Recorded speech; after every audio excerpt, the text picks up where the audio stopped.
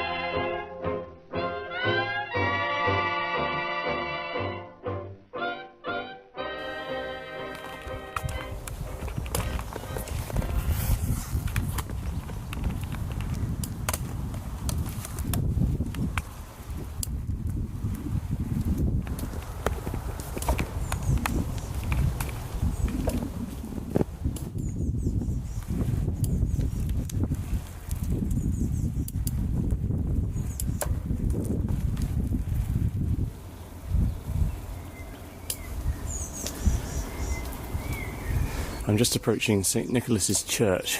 It says here on the sign, founded in the 12th century.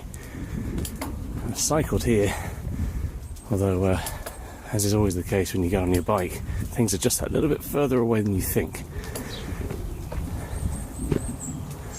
Just approaching the front gate now.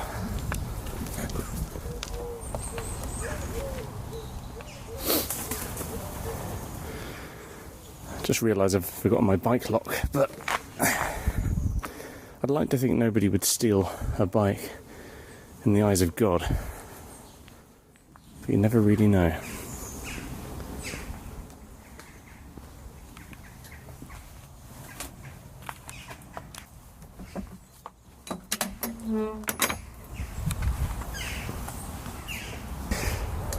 So St. Nicholas's Church is in the lovely, quaint village of Newnham in northeast Hampshire, and I'm fortunate enough that it's a very short, not as short as I thought, but a pretty short cycle away.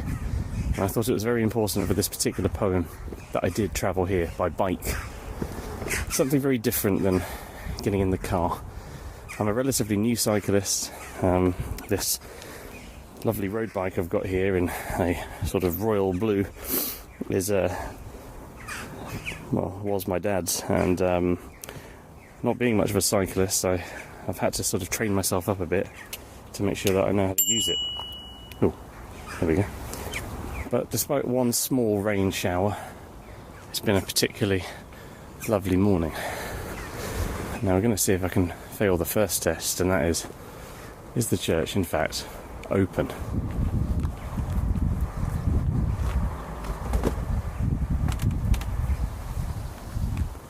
The moment of truth.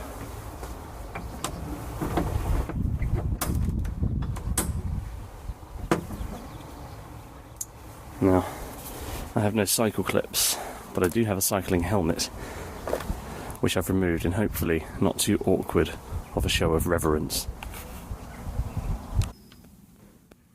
Once I am sure there's nothing going on, I step inside, letting the door thud shut. Another church, matting, seats, and stone, and little books, sprawlings of flowers, cut for Sunday, brownish now, some brass and stuff up at the holy end, the small, neat organ, and a tense, musty, unignorable silence brewed God knows how long. Hatless, I take off my cycle clips in awkward reverence. Move forward, run my hand around the font. From where I stand, the roof looks almost new, cleaned or restored. Someone would know. I don't.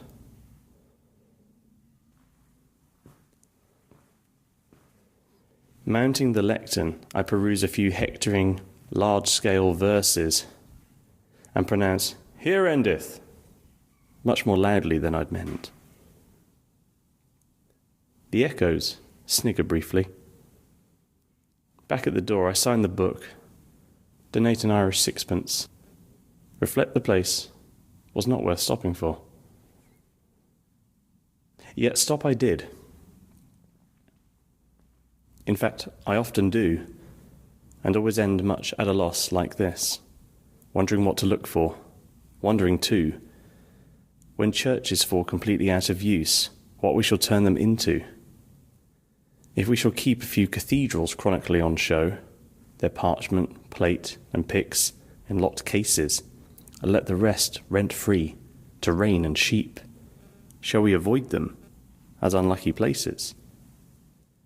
Or, after dark, will dubious women come to make their children touch a particular stone, pick simples for a cancer, or on some advised night see walking a dead one? Power of some sort or other will go on, in games, in riddles, seemingly at random. But superstition, like belief, must die, and what remains when disbelief has gone? Grass, weedy pavement, brambles, buttress, sky. A shape less recognizable each week. A purpose more obscure. I wonder who will be the last, the very last, to seek this place for what it was. One of the crew that tap and jot and know what rude lofts were? Some ruin bibber, randy for antique, or Christmas addict, counting on a whiff of gown and bands and organ pipes and myrrh?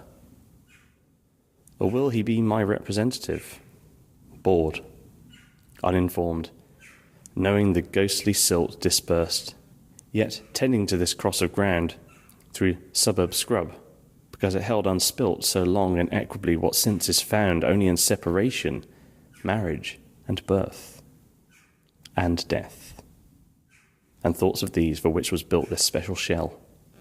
For, though I've no idea what this accoutred frowsty barn is worth, it pleases me to stand in silence here. A serious house, on serious earth it is, in whose blent air all our compulsions meet, are recognized and robed as destinies, and that much never can be obsolete. Since someone will forever be surprising a hunger in himself to be more serious, and gravitating with it to this ground, which he once heard was proper to grow wise in, if only that so many dead lie round.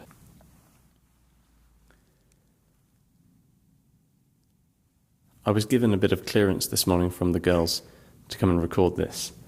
And I won't lie, I very nearly said, you know what, don't worry about it, I'll stay at home. I feel bad for leaving you both while I go off and prance around doing this poetry show, but I'm very, very glad that I did get out. Because actually, and I'm going to talk about this in some detail as well as the poem, even this staunch atheist is very pleased to stand in silence right here. Well, I say silence, you can probably hear that bird chirping away somewhere up in the rafters here. I can't see it, but I can hear it. I do feel like this particular church, obviously being such an old one, very much a very, very sort of compact space, actually. Far smaller than I thought, and you probably can hear there's not a huge echo. The roof is very high, timber-beamed, dark wood, and we've got a lot of Norman iconography, sort of French fleur-de-lis sort of stuff over here, and the stained glass is absolutely gorgeous to look at on one side, and on the other side is plain. There's a bunch of plastic Union flags lined up along here, as well as, of course, the crest over here. And we do have here a dedication in loving memory to the Right Honourable Sir Frederick John Wriothesley. What a name. Born March 1880, died November 1948. And right here up at the very, very top end, we've got some lovely morning sun coming through as well, really, really showing it in all of its sort of glory here. We have, obviously, the resurrection and angels and disciples and haloed individuals looking up in awe. So, I guess the fundamental question with this poem is, what is Larkin saying about religion? I mean, this poem is 70 years old this year. And religion in this country has definitely changed. Certainly at the time of writing, the 1950s, you could definitely argue that the UK, and England especially, was far more of a Christian country, and openly Christian, than maybe it is now. And certainly the huge amount of other faiths and other places of worship, are I would say now, more than ever, plain to see everywhere. We live in a far more cosmopolitan world. Freedom of expression, freedom of faith. But of course, Larkin, being an atheist, and quite a staunch atheist too, it does always resonate with me, this poem, because for a long time growing up, I was very unfortunate. And I use that phrase, unfortunate, because I feel like I missed out on religion. My parents were of the classic type where my dad was raised very, very Catholic up in Preston, and with all that would entail. I think it was a very traumatizing time for him, and he very much turned his back on his faith. And it's something I never really properly discussed with him, although what I do know is that he liked the idea of me finding faith of any kind in anything for myself. And it's one of the greatest gifts I think my parents gave, in one way, was that freedom. But on the other hand, there's a small part of me that wishes that I'd just been indoctrinated in one particular way of thinking so that I could have the comfort of belief. And maybe that's where Larkin was when he wrote this poem. Certainly the poetic speaker is caught, much as I am now, between two states of mind. The first being one of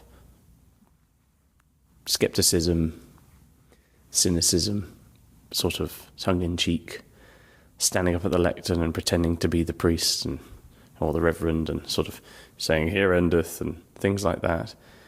And yet he takes off his cycle clips in an awkward gesture of reverence. He doesn't really know what he's supposed to do. He knows he shouldn't wear a hat. And I took off my cycle helmet before I came in. Why? I don't know. I don't personally believe in a God. I don't believe that when we die we go to heaven or to hell. But I still feel like there is a small but very, very powerful sense of place when you walk into any religious building. But of course, the oldest religious buildings in this country are the churches. And I think of the humans that have stood right here. I think of, when this whole area, which is now what Larkin would have referred to as suburb scrub, I think of all the people that would have been here throughout different points of our history. Not just the worshippers, but the skeptics, the people like me, the people looking for something, but not quite knowing what. And maybe, on one hand, this is a bit of a poem about being in the moment. You don't have to find God in the house of God. You can find God anywhere if you are of that sort of inclination, I would imagine. You find the glory of God in everyday things. And yet, for the faithless, being in a church is a grounding experience. We've also got the concept of what it means to be human, what it means to look up. We have the lovely line about the buttress, the sky, him looking up and up, somewhat reminiscent of high windows towards the end there, when it becomes almost beyond any sense of comprehension. And that line, I wonder who will be the last, the very last, to seek this place for what it was. And he asked that question, or will he be my representative? Now, of course, he goes on to explain that this representative would be bored, uninformed, etc. But because he leaves that line hanging there,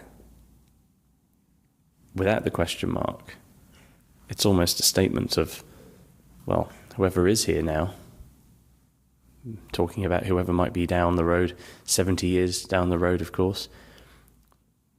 I'm not saying that Larkin's talking about me, I'm not that egocentric, but the idea of somebody somewhere, a bit like him, who doesn't really know and wants to find meaning in something. Tending to this cross of ground. I always loved that line. I grew up obviously near Winchester, and the cathedral is a huge part of life in Winchester. You can't really move without seeing all sorts of images of it on tourist sort of things, and you know, of course, the actual cathedral itself is a wonderful building, and you've got the sort of new facade of it, which looks particularly stunning, but then you've also got the old Norman side of it, which does look very sort of antique and flinty and hard and sort of kind of scary in a way. I think some of this is Larkin's approach to overall religion being something that intimidates him. And this is his way of trying to make some sort of peace with it within himself. I do remember one of the first times I did go into a church as a kid, seeing a particularly graphic representation of the crucifixion and being pretty disturbed, actually. And that idea of, you know, you look around and then of course you get to the existential idea of, well, what happens when we die? You know, there is a fundamental understanding that this place, this cross of ground, it is the big moments in one's life, or it used to be marriage, birth, well, christening, of course, and death. And thoughts of these, for which was built this special shell. And I love that special shell. It's built by humans. It might be built in the name of God, but it's still built by men, women. Its congregation are humans. And one person stands at the front wearing different colour robes and tells everybody else what to do. There's a sense of the shell being almost superficial. The church is a microcosm of society. It's a microcosm of what we want life to look like. And we could go into more detail, of course, about the idea of in this particular church, I can't help but notice that all of the glorious stained glass depicts Jesus and everybody else here as white folk with sort of fair hair and blue eyes. But then isn't that what we're all about? We want things to relate to us. And we have, I think, a bit of a duty to ourselves in this modern world, which feels increasingly polarised, to find common ground with one another. And even though I don't believe in a God, I do believe in people.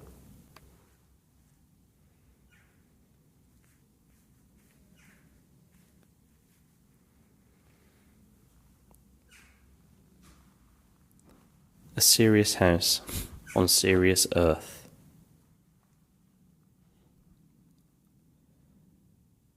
In whose blent air all our compulsions meet, are recognised and robed as destinies.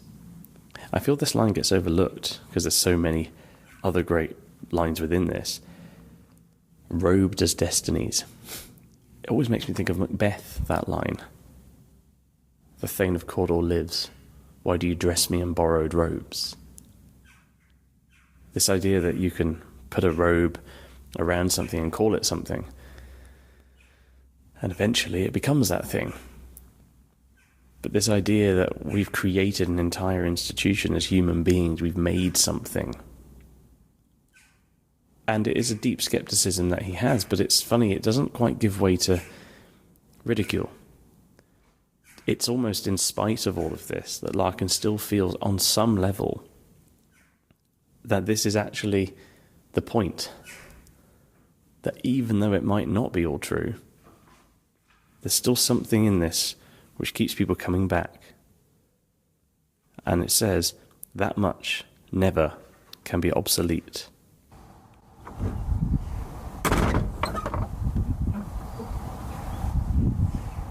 I just stepped back outside now to sort of get a bit of a sense of the grounds themselves, where so many dead lie around, and yeah, there's quite a lot of them. Some of these graves are so old I can't actually make out anything on them at all, really. Barely even a name. As is always the case, though, if you walk around graveyards, it's the ones that aren't so old that really get to me.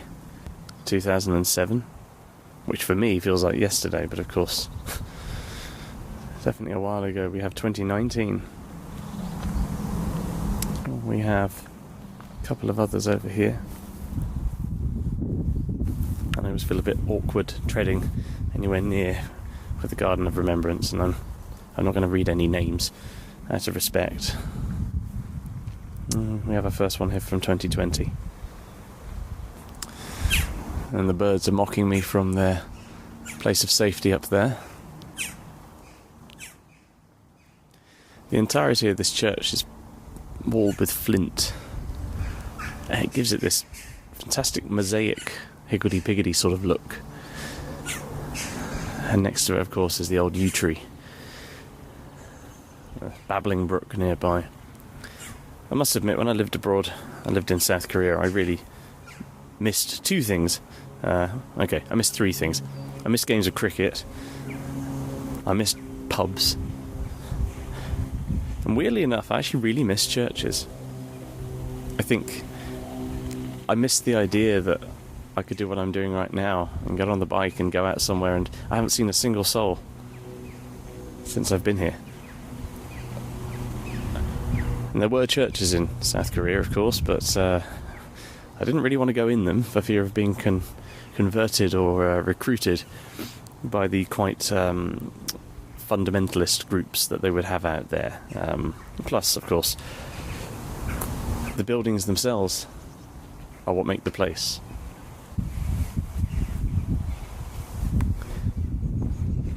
Well, I guess I better saddle up and get going again. Otherwise there'll be some very unhappy girls in my household. But I feel like this poem will continue to resonate with me for the rest of my life. Not least because there is something about churches. This real pull that they have, even for people like me. And for the faithful. And if you are a person of faith listening to this, and I hope that you don't feel that I've been disrespectful. It's never ever my intention. My rule has always been live and let live, and be nice to people, because that's what I believe we should do in the world, and the world would be a better place for it. But if you are a person of faith, I don't think this poem takes a shot at religion at all. I think it, if anything, it shows the conundrum, the paradox, if you like, of non-belief. Because by not believing, you are still able to sort of walk into a place like this and be moved, even if only by the fact that, just as right now, so many dead lie round. And even though they can't teach us anything anymore, we can hope.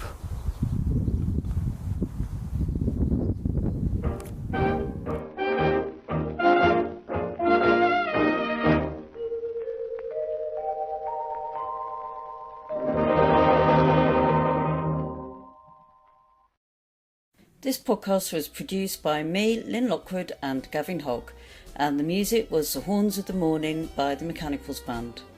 If you have any questions, comments or ideas for future topics, then please, as ever, do get in touch.